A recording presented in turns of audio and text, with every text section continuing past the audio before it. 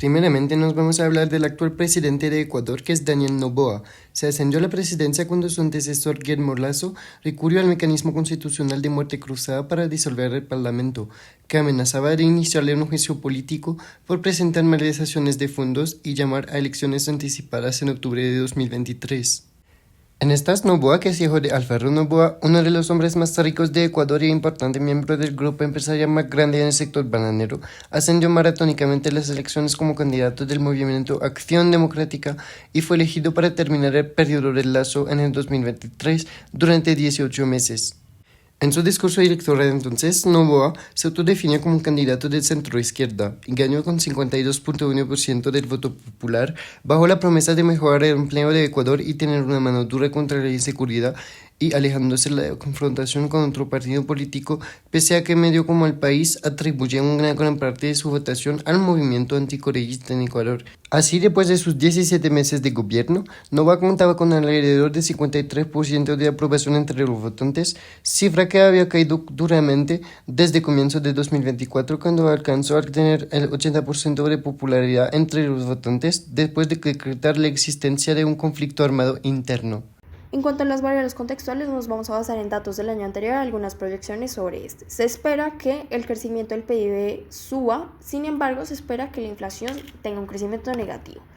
En cuanto a las encuestas de opinión de la economía y del presidente, vale aclarar que no se menciona quién financió o proporcionó los datos para la encuesta. Por lo tanto, es posible que hayan sido permitidas tanto por el gobierno de turno o la oposición.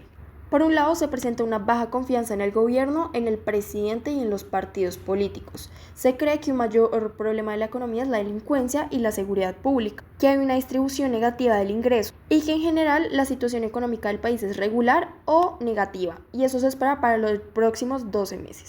En cuanto a algunos datos, 1 de cada 4 ecuatorianos vive en pobreza, 1 de cada 10 vive en informalidad. Y Ecuador tiene una de las tasas de crimen más altas en toda Latinoamérica. Su contexto económico es desafiante, sorteando obstáculos como el déficit fiscal, la deuda, distorsiones en el mercado, el bajo crecimiento y la baja productividad. Esto por factores estructurales como las regulaciones de labor rígidas, distorsiones de precio, barreras al comercio e inversión. El sistema de partidos en Ecuador es de carácter multipartidista moderado con un número efectivo de partidos de 2,9 partidos netos. En cuanto al calendario electoral, las elecciones de presidente de Asamblea Nacional son el mismo día. Si existe segunda vuelta, esta se lleva a cabo 2 meses después. En 2025, las elecciones para presidente de Asamblea fueron en febrero y la segunda vuelta presidencial en abril. Estas características del sistema presidencial y partidista ecuatoriano obligan al presidente a negociar para construir mayorías. Tras las elecciones anticipadas de 2023, Noboa inició su administración con una posición extremadamente débil. La Alianza Democrática Nacional, que respaldó su candidatura, tenía solo 14 curules, frente a una asamblea dominada por el movimiento Revolución Ciudadana. El contexto político turbulento e inesperado de las elecciones llevaron a la ausencia de coaliciones preelectorales, lo cual obligó al Ejecutivo a construir acuerdos ex post. Las bancadas del Movimiento Revolución Ciudadana, PSC e independientes anunciaron una apertura al diálogo en la Asamblea con el movimiento ADN, siempre y cuando la agenda mantuviera temas importantes para sus partidos. Así se constituyó un acuerdo programático en noviembre de 2023 entre Revolución Ciudadana, ADN, PSC e independientes. Esta alianza mostró ser frágil al ser un acuerdo ex post sin delimitaciones claras y resultó en una tensión y bloqueos entre el legislativo y el ejecutivo durante los 17 meses de mandato. La situación cambió radicalmente después de la reelección de Noboa en 2025. ADN obtuvo 66 curules y se convirtió en la segunda fuerza más grande de la Asamblea, a un solo escaño de Revolución Ciudadana.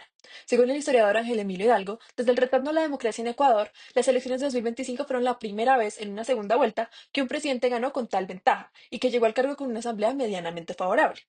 En un escenario de multipartidismo fragmentado y baja cohesión partidista, Noboa logró articular alianzas ex post con sectores de los partidos minoritarios que se repartían los demás escaños y que eran partidos bisagra claves para ganar la mayoría absoluta: el Pachacutic, principal movimiento indígena de Ecuador, el PSC e independientes.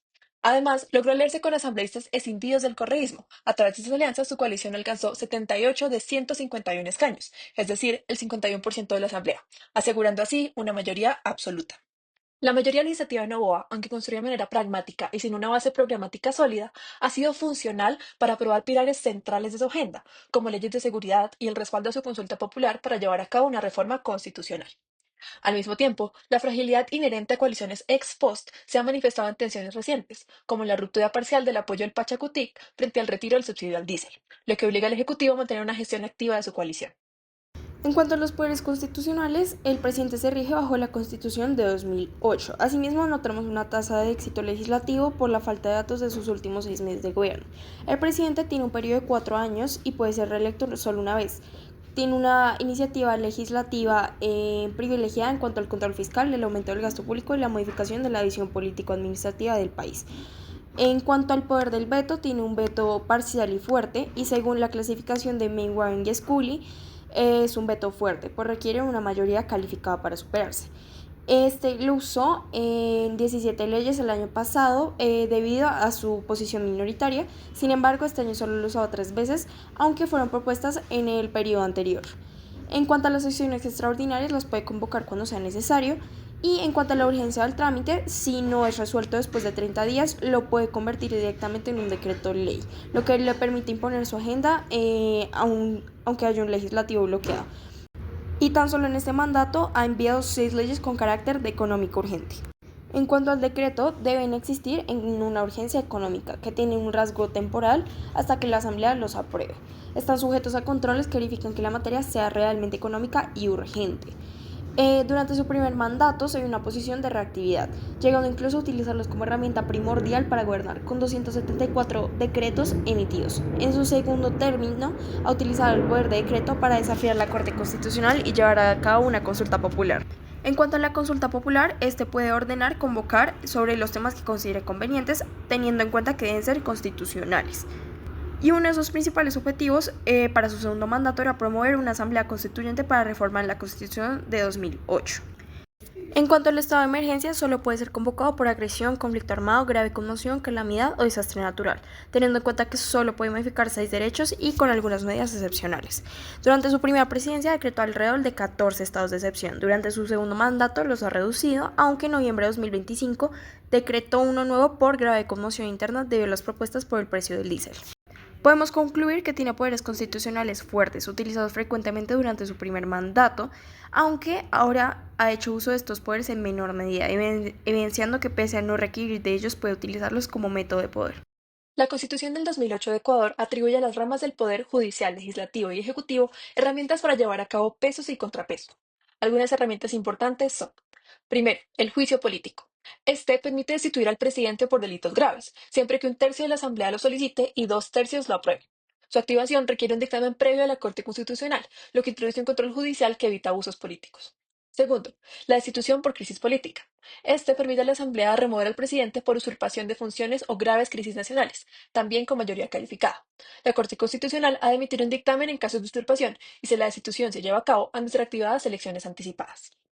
Tercero, la muerte cruzada. La muerte cruzada otorga al presidente la facultad de disolver la Asamblea en casos de obstrucción o crisis, pero su uso está limitado por el control previo de la Corte y por la obligación de convocar a elecciones anticipadas.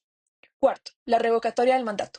Este es un contrapeso ciudadano que permite remover al presidente mediante firmas y votación popular tras el primer año de gobierno. Su existencia limita comportamientos abusivos del presidente al mantenerlo permanentemente sujeto al escrutinio público. Un contrapeso importante para Noboa durante este mandato ha sido la Corte Constitucional. Esta ha caracterizado como inconstitucionales y bloqueado 2 de las 5 leyes tramitadas por urgencia: la Ley Orgánica de Solidaridad Nacional y la Ley Orgánica de Integridad Pública. Esto ha llevado a Noboa a organizar a manifestantes en contra de los jueces, argumentando que estos están bloqueando sus reformas para ayudar a Ecuador. Además, ha mantenido tensiones con la Corte Constitucional al convocar por decreto la consulta popular, ignorando que este órgano judicial debe darle el aval previamente. Desde que empezó su mandato en mayo de 2025, Noboa ha presentado características de ser un presidente proactivo, dejando atrás su reactividad característica de su primer mandato. En sus primeros 100 días, Noboa logró aprobar 5 leyes económicas urgentes, marcando el ritmo de la agenda legislativa desde el Ejecutivo. Ha recurrido además de forma constante a herramientas constitucionales como las urgencias económicas, los decretos de estado de excepción y las consultas populares, sin necesidad de emplear mecanismos de bloqueo frente a la Asamblea. Además, impulsó una consulta para reformar la Constitución, reforzando su apuesta por cambios estructurales. Todo esto perfila a Noboa como un presidente con rasgos dominantes, uno que concentra y utiliza activamente sus poderes de decreto, iniciativa exclusiva, veto y convocatoria, ejerciendo un control sólido sobre la agenda política. En cuanto a los recursos del presidente, este es un líder personalista. Desde almorzar en mercados de alimentos justo a la ciudadanía, utiliza un discurso progresista y cercano que exalta los valores nacionales y populares, dejando en claro que no es un político tradicional. aunque se identifica como centro-izquierda, como usando desde la socialdemocracia y el Ecuador Unido, lo tienden a describir como centro-derecha por su fijación en la seguridad con medidas extremas. Por esto ha tenido denuncias de abusos de la fuerza pública y una respuesta gubernamental represiva a las protestas nacionales. En el caso del gabinete, es mayoritariamente miembros del sector privado, como es el ejemplo del productor bananero Danilo Palacio, con el que tiene relación debido a su familia. Algunos son de su propio partido, pero la mayoría son independientes, elegidos ya sea por su nivel académico o su relación cercana. Este es el caso del tecnócratas con especialización y pregrado en economía, que es Saria Moya, quien previamente fue vicepresidenta de Novoa en 2024. O la economista Cynthia Gilibert, que es la actual secretaria general de la Administración Pública, que también alcanzó a ser vicepresidenta del presidente y actualmente es su mano derecha en la oficina de este. Pues más allá de la confianza que deposita el presidente en Cynthia Gilibert, no se la conocía absolutamente en ninguna esfera de lo político o administrativo. En conclusión, es un gabinete no partidario en los que todos tienen una educación superior, pero hay pocos tecnócratas. En este periodo ha habido 11 cambios de ministros en los últimos 5 meses. Asimismo, una reducción de 20 ministerios a 14 ministerios este año. En cuanto a escándalos, el más conocido es el de Verónica Abad, antigua vicepresidenta, la cual fue nombrada como embajadora de paz en Israel, como ella menciona, como un exilio. También menciona que fue perseguida y amenazada. Esta es una forma en la que el presidente prioriza la eliminación estratégica de una potencial rival y elige proyectar una imagen de autoridad positiva. Esta situación desembocó en que la vicepresidencia fuera después anunciada hacia Cynthia Gilibert, la ya mencionada mano derecha del presidente. Otros escándalos incluyen el perdonar la deuda multimillonaria que tenía la exportadora bananera Novoa debido a las medidas propuestas de amnistía tributaria, al igual que la destitución de Andrea Robo, la antigua ministra de Energía, debido a la primera crisis eléctrica con cortes y racionamientos. Novoa la acusa de sabotaje, mientras que esta menciona que los riesgos de la transición eléctrica eran obvios y que el presidente eligió esconderlos del público. Según Aray Pacheco, en Ecuador es común que los presidentes utilicen mecanismos de pork barrel a través de transferencias preferenciales a provincias alineadas políticamente. No obstante, no existen rastros mediáticos ni evidencia verificable de que Daniel Noboa haya recurrido a esta herramienta en 2025. La distribución programática del presupuesto tampoco permite identificar sesgos territoriales, pues la información pública es limitada y está enmarcada en los lineamientos generales del gobierno sobre subsidios, políticas ambientales y reducción de la pobreza. Sin embargo, sí hay registro de prácticas clientelares dirigidas a élites locales y sectores empresariales, así como de paquetes de alivio económico estratégicamente anunciados por Novoa en momentos electorales. Estos incluyeron créditos, bonos y transferencias puntuales dirigidas especialmente a zonas costeras donde Novoa buscaba fortalecer su apoyo, junto con programas ambiguos de incentivos juveniles y bonos a fuerzas de seguridad, lo que sugiere un uso de recursos públicos orientado más al clientelismo selectivo que al PORC territorial tradicional. Un ejemplo de coalición callejera es el paro nacional convocado por la CONADI contra la eliminación del subsidio del diésel, el cual terminó después de 30 días de protestas. Novoa logró que la movilización cesara sin tener que ceder a las demandas, utilizando una estrategia de despliegue militar que dejó 3 muertos, decenas de heridos y 205 detenidos. Y aunque Novoa celebra una victoria política por sostener su decisión, fue una estrategia de alto costo por el desgaste político, la violencia estatal y termina en que la CONADI se prepara para hacer campaña por el no en la constitución actual.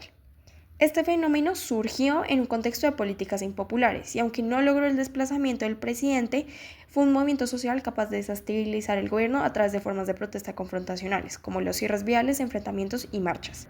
Sin embargo, lo que mitigó su éxito fue la falta de cohesión amplia en comparación con 2019 y 2022 y la estrategia de Novoa que impidió la movilización, evitando a la llegada a la capital, que era esencial.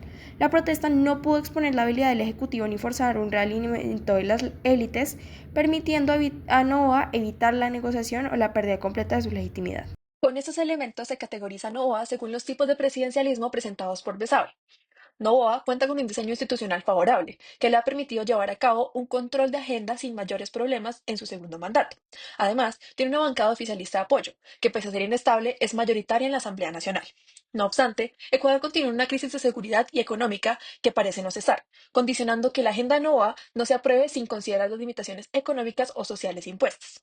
Por tanto, Novoa se encuentra bajo la categorización intermedia entre un presidente imperial por sus fueros partisanos y constitucionales fuertes y condicionado por sus variables contextuales. Finalmente, afirmamos que Novoa tiene una gobernabilidad medianamente alta.